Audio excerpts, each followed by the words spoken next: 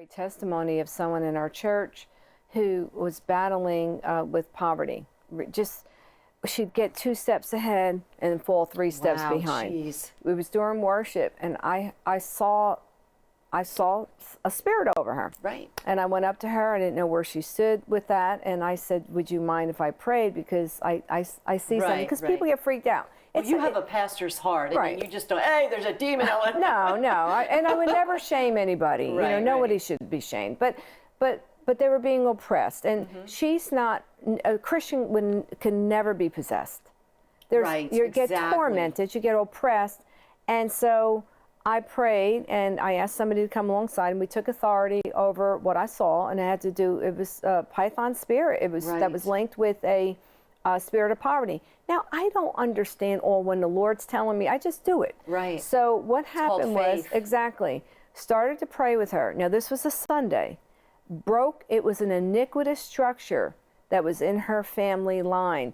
As a matter of fact, the Lord gave me a specific word, and it was a pauper spirit. I don't even talk like that, and so, but her dad always said to her, "You will always be a pauper."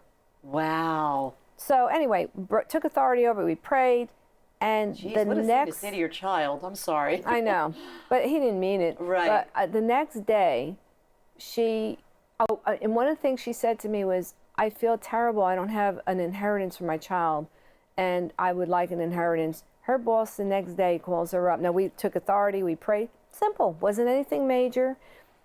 He called up and said, "I've been thinking about it. I spoke with my wife, and I would like to give you an inheritance for the condo that you're staying in." Oh, my goodness.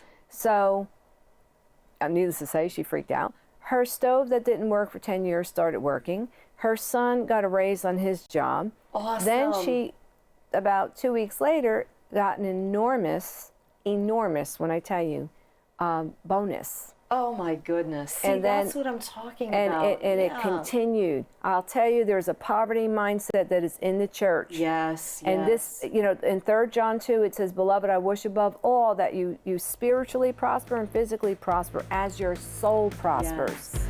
And